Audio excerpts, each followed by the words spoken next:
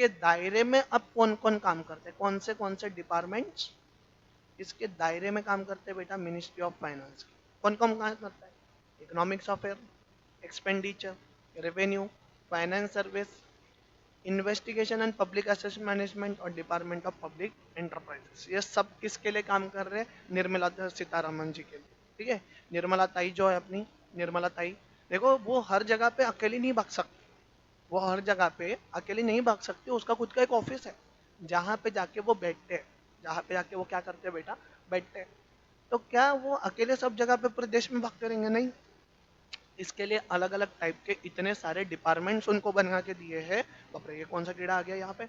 उनको अलग अलग टाइप्स के क्या बना के दिए बेटा? डिपार्टमेंट्स, जो कि उनको मदद करे सारी चीज़ों में। ठीक है, कि रेवेन्यू कितना हुआ है देश का, कितना खर्चा हुआ है, कीड़े घूम रहे हैं यहाँ पे, डर लग रहा है मुझे, कितना कितना खर्चा हुआ, कितना रेवेन्यू हुआ, कितना इकोनॉमिक अफेयर्स में डिफरेंस आया पिछले साल से ये साल में। तो इसके लिए सब डिपार्टमेंट्स बना के उनको दिए हुए, जो कि उनको क्या करेंगे बेटा? हेल्प करेंगे देश को संभालने के लिए। अब आते हैं एमसीए पे, मिनिस्ट्री ऑफ कॉर्पोरेट अफेयर्स। अपन बड़ी बड़ी कंपनीज देखते हैं, रिलायंस, टाटा, है ना, अडानी, ये सब बड़ी बड़ी कंपनीज, जितनी भी सारी बड़ी कंपनीज है वो किसके दायरे में चलती है? किसके दायरे में? MCA, ministry of corporate affairs. ये एक इंडियन गवर्नमेंट मिनिस्ट्री है। इंडियन गवर्नमेंट मिनिस्ट्री मतलब पूरे देश के लिए कंपनी से रिलेटेड, एलएलपी से रिलेटेड कोई भी मैटर हो, लिमिटेड लाइबिलिटी पार्टनरशिप से रिलेटेड कोई भी मैटर हो, तो वो केस में तुमको जाने का है एमसीए के पास। ठीक है, तो इसलिए इसको बोला गया इंडियन गवर्नमेंट मिनिस्ट्री।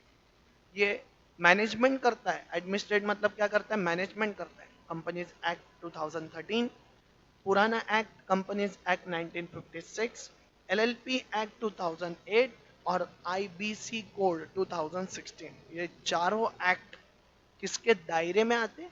एमसीए। मतलब तुम लोग कोई भी कंपनी खोल लो, तुमको रजिस्ट्रेशन तो एमसीए के साथ ही लेना है, मिनिस्ट्री ऑफ कॉर्पोरेट अफेयर्स के साथ। ठीक है, साथ में ये लो, ministry of corporate affairs industry और सर्विस सेक्टर के ऊपर भी ध्यान रखे हुए हैं। ये लोग काय के ऊपर ध्यान रखे हुए बेटा? इंडस्ट्रियल और सर्विस सेक्टर्स। साथ में मिनिस्ट्री जो है वो रन करता है सिविल सर्वेंट। सिविल सर्वेंट मतलब गवर्नमेंट के बंदे, जो कि किसके लिए काम कर रहे हैं? आईसीएलएस के लिए काम कर रहे हैं। किसके लिए काम कर रहे हैं बेटा? आईसीएल और एस, किसके लिए काम कर रहे हैं बेटा? आईसीएलएस। इसका फुल फॉर्म होता है, लिख लो सब जन बेटा मेरे साथ में, Indian corporate law services. Indian corporate law services. ठीक है, जितने भी सारे ऑफिसर्स ये मिनिस्ट्री के लिए काम करेंगे, ये सिविल सर्विस के थ्रू ही एक एग्जाम कंडक्ट की जाएंगी, that is known as Union Public Service Commission की एग्जाम। वो तुम लोग पहले क्या कर लो? क्लियर कर लो, फिर ही जाके तुम लोग एमसीए का मेंबर बन सकते। अगर कोई सबसे बड़ी पोस्ट है एमसीए पे, that is director general of corporate affairs. तो पूरा पॉइंट क्लियर है बेटा? एक बार बताऊंगे पूरे देश के लिए एमसीए कितना है? एक। कौन से एक्ट को फॉलो करता है? Companies act 2013, companies act 1956, LLP act 2008, IBC code 2016। साथ में इंडस्ट्री और सर्विस सेक्टर के ऊपर भी कौन ध्यान देता है आज के डेट में? एमसी। इसको चलाने वाला कौन है? Civil servant. तो अगर किसी को एमसीए के दायरे में काम करना है, कल उठ के तुमको जॉब करना है एमसीए में, तो तुमको एक एग्जाम देनी पड़ेगी, that is known by civil service examination, इसका नाम है। जो कंडक्ट कौन करता है? Union Public Service Commission conduct करता है हर साल। ठीक है बेटा, और सबसे बड़ी पोस्ट अगर कोई है इसमें, तो that is director general of corporate affairs की। ठीक है, ये ऑफिस में सबसे बड़ी पोस्ट अगर कोई है तो ये है। फिर आते हैं बेटा मोटा भाई के ऊपर। कौन से भाई के ऊपर आते हैं बेटा? मोटा भाई। अपने क्यूट से मोटा भाई, बहुत ही अच्छे हैं, Amit ji Shah, that are the ministry of home affairs. कैसा अफेयर्स बेटा? Home affairs. चलो बताओ, तुम लोगों ने जब भी अमित सर को देखा हुआ है, अमित सर को देखा हुआ है, तो हमेशा किसके साथ खड़े रहते हैं? मोदी जी के साथ। तो बताओ ये किसके लिए काम कर रहे हैं? गवर्नमेंट ऑफ इंडिया के लिए काम कर। अमित जी शाह जो है वो किसके लिए काम कर रहे हैं बेटा? गवर्नमेंट ऑफ इंडिया के लिए। ये इंटीरियर मिनिस्ट्री ऑफ इंडिया है for the maintenance of internal security and domestic policy. देखो जम्मू कश्मीर में 370 की जब बात चल रही थी कि 370 को हटाना है, वो टाइम पे एक भाषण हुआ था। और अभी हाल ही में कोई पिक्चर आई थी, उसमें भी उन्होंने बताया था अमित जी का, जो पार्लियामेंट में उन्होंने बोला था, क्या बात कर रहे हो आप, ये देश के लिए हम जान देने के लिए तैयार है। 370 क्या, 370 को हटा के रहेंगे और भारत को एकजुट बनाएंगे, ऐसा बोला था अमित शाह जी ने। तो कौन सी सिक्योरिटी के ऊपर ध्यान रखते? इंटरनली देश के बॉर्डर्स के बीच में, देश के बॉर्डर्स के बीच में की सिक्योरिटी के ऊपर ध्यान रहता है अपने अमित शाह जी का। और ये बनाते कैसी पॉलिसी बेटा? डोमेस्टिक। डोमेस्टिक मतलब जम्मू कश्मीर से लेकर कन्याकुमारी तक के जितनी भी पॉलिसी सिक्योरिटी से रिलेटेड है, कौन बनाएगा बेटा? अमित शाह जी बनेंगे। ठीक है। इसको ministry of home affairs is headed by the union minister of the home affairs. तो अमित शाह ही इसका हेड है ऐसा माना जाए। इनके साथ काम करने वाले लोग भी रहेंगे, बहुत सारे लोग लगते हैं बेटा जिनका काम है ध्यान रखना और अमित शाह जी को आके बताना। तो कौन कौन इनके साथ मिलकर काम करता है? बॉर्डर मैनेजमेंट, पाकिस्तान के बॉर्डर, चाइना के बॉर्डर, पंजाब के पास के बॉर्डर, ये लोग काम करते हैं। इंटरनल सिक्योरिटीज वाले, department of Jammu Kashmir and Ladakh affairs वाले, department of home, department of office language और डिपार्टमेंट ऑफ स्टेट। ये सारे लोग अमित शाह जी से क्या है बेटा? कनेक्टेड है, जो कि देश चलाने में बहुत ही ज़्यादा काम है। Department of official language, 3 type की लैंग्वेज में बात करी जाएंगी यहाँ पे अमित शाह जी से। एक तो सेंट्रल ट्रांसलेशन ब्यूरो। अब देखो कर्नाटक के अगर कोई बंदा है जहाँ पे बॉर्डर पे प्रॉब्लम हो रही है, कर्नाटक बॉर्डर पे, तो उनको तो अपनी भाषा आती नहीं है ना? उनको हिंदी प्रॉपर आती है क्या बेटा? नहीं। तो एक ट्रांसलेशन वाला बंदा लगेगा जो उनकी भाषा को हिंदी में कन्वर्ट करके अमित शाह जी तक पहुँचाएंगा या गुजराती में बताएंगे। ठीक है। हिंदी ट्रेनिंग इंस्टीट्यूशन है ना, सबको हिंदी आनी चाहिए क्योंकि अपनी राष्ट्रीय भाषा है, तो इसके लिए एक इंस्टीट्यूशन बनाया गया। और directorate of census operation, census operation क्या चल रहा है क्या नहीं चल रहा है देश में, इसके बारे में जानने के लिए होता है सेंसस ऑपरेशन। बड़े बेटा आगे फिर ministry of law and justice पे आते हैं। लॉ जिसके बारे में अपन पढ़ रहे हैं, है ना, पढ़े ही जा रहे हैं। ये तुम लोग घर पे भी पढ़ सकते हो, कोई दिक्कत नहीं है, होमवर्क पे लिख लो, इसको पढ़ लेना बेटा, बहुत ही ईजी। अब आते हैं सेबी पे। सेबी पढ़ेंगे। आरबीआई तुम लोग फिर से घर पे पढ़ोगे, आरबीआई बचपन से पढ़ते आ रहे हो। और फिर अपन पढ़ेंगे आईबीबीआई, आईबीबीआई। ठीक है। और फिर बेटा लास्ट पॉइंट पे आएंगे अपन चैप्टर के, और चैप्टर को करेंगे खत्म। आ जाओ, कहाँ पे आते हैं? सेबी पे। सेबी आजकल तुम लोग सब जन एक ही चीज में जुड़े हुए हो। बहुत सारे बच्चे मेरे पास आते हैं और बोलते हैं सर बताओ ना, हमको भी शेयर मार्केट सिखाओ ना। तो मैं उनको बोलता हूँ भाई शेयर मार्केट सीखने में कोई दिक्कत नहीं है, बट शेयर मार्केट में डील करना ये बहुत बड़ी बात है। क्योंकि कब तुमको प्रॉफिट हो कब तुमको लॉसेस हो, तुम लोग छोटे छोटे प्यारे प्यारे बच्चे हो, है ना? तो क्या ये शेयर मार्केट को चलाने के लिए एक मिनिस्ट्री लगती है, मतलब एक डिपार्टमेंट होता है, यस, जिसका नाम है Securities and Exchange Board of India, that is known as SEBI. ये एक रेगुलेटरी बॉडी है। रेगुलेटरी मतलब पूरा का पूरा अपना जितना भी शेयर्स डिबेंचर्स की बातें हैं उसको संभालने का काम कौन करता है? सेबी। ये दो चीजों के साथ डील करता है, सिक्योरिटीज एंड कमोडिटीज के साथ। ठीक है। Under the ownership of ministry of finance, है ना, किसकी गरज पड़ेंगे? फाइनेंस मिनिस्टर की गरज पड़ेंगे, क्योंकि काय की बात आ रही है? शेयर मार्केट मतलब पैसा, नुस्ता पैसा, है ना? तो किसके साथ मिलके काम करेंगे? मिनिस्ट्री ऑफ फाइनेंस के। सेबी जो है एस्टैब्लिश हुआ था 12 अप्रैल 1988 को एज ए एग्जीक्यूटिव बॉडी।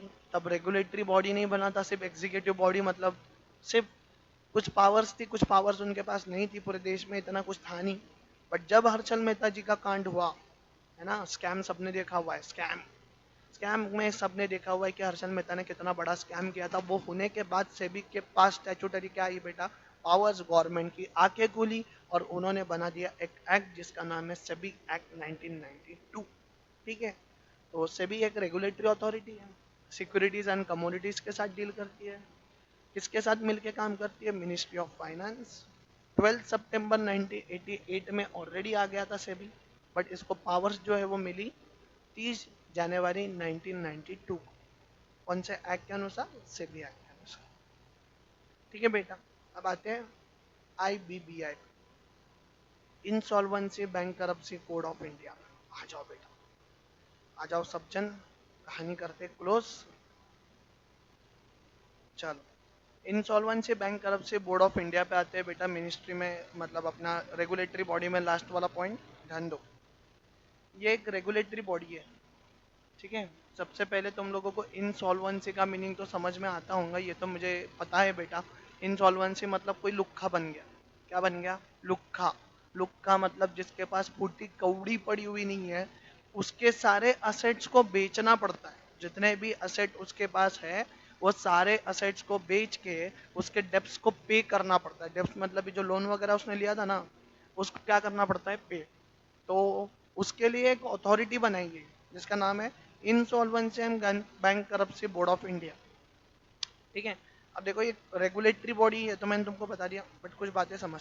देखो, अगर कोई इंडिविजुअल या फिर कंपनी या फिर LLP या फिर पार्टनरशिप या फिर पार्टनरशिप फर्म लुक्खी हो जाती है, तो उनका केस सॉल्व करने के लिए, मतलब लुक्खा होने के बाद की प्रोसीजर करने के लिए, तीन टाइप की अथॉरिटीज है। एक तो इंसॉल्वेंसी प्रोफेशनल एजेंसी, एक तो इंसॉल्वेंसी प्रोफेशनल्स, और एक तो इंफॉर्मेशन यूटिलिटीज। ये तीन टाइप की अथॉरिटीज है जो तुम्हारे लुक्का होने के बाद की प्रोसीजर को क्या करेंगे बेटा? फॉलो करेंगे। ये कोड 1 अक्टूबर 2016 को आया था। कौन से कोड में? IBC कोड 2016, जो कि लॉन्च किया था लोकसभा ने 5 मई 2016।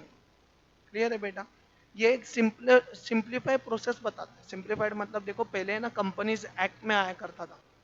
IBBI मतलब कोई भी बंदा अगर इंसॉल्वेंट हो जाए तो वो कहाँ पे आता था? पहले कंपनीज एक्ट में। बट गवर्नमेंट की बत्ती 2016 में गिली, ये हुई, जली।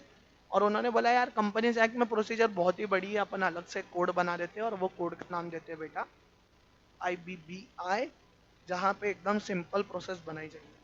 और कल उठ के अगर तुम्हारी केस NCLT मतलब नेशनल कंपनी लॉ ट्रिब्यूनल, जो कि कंपनी से रिलेटेड मैटर लेती है, स्पेशल कोर्ट जो सिर्फ कंपनी से रिलेटेड मैटर लेती है, बाकी मैटर लेती नहीं है, या फिर डेब्ट रिकवरी ट्रिब्यूनल मतलब जो लोन वगैरह लिया है तुमने, वो तुम लोग फेड नहीं पाए, तो वो दोनों के केसेस लड़ने के लिए सक्षम है कौन बेटा? IBBI। पूरा पॉइंट क्लियर है? तो अगर कोई individual, company, LLP, partnership firm लुक्खी हो जाए, तो वो केस में तुम्हारे केस को ट्रांसफर किया जाएगा insolvency professional agency, insolvency professionals और इंफॉर्मेशन यूटिलिटी के पास। IBBI जो है वो बड़ा था 1 अक्टूबर 2016 को, जिसको पास किया था लोकसभा ने 5 मई 2016 को। सिंप्लीफाइड प्रोसीजर यहाँ पे फॉलो की जाएंगे, और दो जगह पे अगर तुम्हारी केस चल रही है तो ये लोग हैंडल कर सकते। ठीक है। अब आएंगे बेटा हायरार्की ऑफ कोर्ट्स। कहीं पे आएंगे? Hierarchy. What is hierarchy of courts? इसका नाम है structure of Indian judicial system. मेरी बात समझ। सबसे बड़े से बड़ा कोर्ट लेके सबसे छोटे से छोटे कोर्ट तक की बात करेंगे अपन, तो this is called as hierarchy, जो कि तुमने OC में भी पढ़ा था, एक डायग्राम बना के दिया था कि सबसे बड़ा जो बंदा आता है वो सबसे ऊपर टॉप मैनेजमेंट, फिर मिडल मैनेजमेंट, और फिर लोअर मैनेजमेंट। ऐसा ही अपने देश में कोर्ट की भी बात। सबसे बड़ा कोई कोर्ट आता है तो दैट इज सुप्रीम कोर्ट। और देखो, मैंने पॉइंट्स बना दिया ऑलरेडी, बने हुए। सुप्रीम कोर्ट मतलब अभी बनाए मैंने, ठीक है। Supreme court is apex body, apex, इसके ऊपर कोई नहीं, ये सबका बाप है, ठीक है।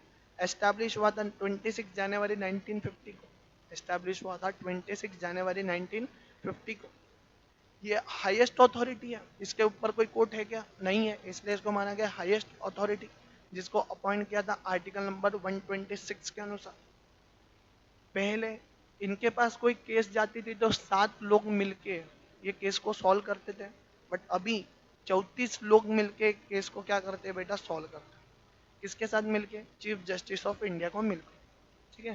प्रिंसिपल बेंच मतलब सबसे बड़ा बेंच। What is bench? कितने लोग मिलके तुम्हारा केस सॉल्व कर रहे हैं, इज द बेंच, ठीक है। और अगर कोई इंडिविजुअल के साथ कुछ गलत हो जाए तो वो आर्टिकल नंबर 32 के अनुसार ब्रिट्स, ब्रिट्स मतलब ही प्रॉब्लम के ऊपर सॉल्यूशन, अगर तुम्हारे फंडामेंटल राइट्स को कुछ भी अफेक्ट हो रहा है, अगर तुम्हारे काय के राइट्स को बेटा, फंडामेंटल राइट्स को मतलब तुम्हारे पास प्रॉब्लम है, तो उसके ऊपर सॉल्यूशन कौन सा कोर्ट दे सकता है? एक तो हाई कोर्ट भी दे सकता है और एक तो सुप्रीम कोर्ट भी। सुप्रीम कोर्ट जो है वो आर्टिकल नंबर 32 के अनुसार देगा, ठीक है। तो supreme court is a fix body established on 26 जनवरी 1950। या हाईएस्ट अथॉरिटी है जिसको अपॉइंट किया गया आर्टिकल नंबर 126 के अनुसार।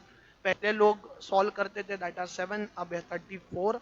और इंडिविजुअल जो है अगर कोई प्रॉब्लम में फंसा हुआ है, उसके फंडामेंटल राइट से रिलेटेड कोई डाउट है, तो आर्टिकल नंबर 32 के हिसाब से वो सुप्रीम कोर्ट के पास जा सकते, ठीक है।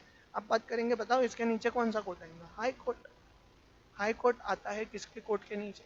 सुप्रीम कोर्ट के नीचे। तो हाईएस्ट कोर्ट ऑफ अपील है यूनियन टेरिटरी और स्टेट।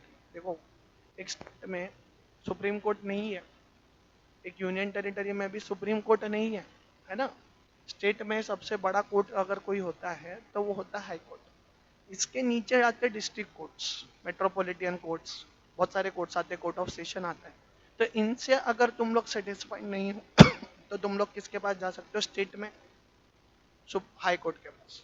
और हाई कोर्ट से अगर सेटिस्फाइड नहीं हो तो फिर एक ही जो है अपना देश में, एक दिल्ली में, उसके पास तुम लोग केस फाइल कर सकते। हाई कोर्ट जो है वो हर स्टेट में होना चाहिए आर्टिकल नंबर 214 के अनुसार।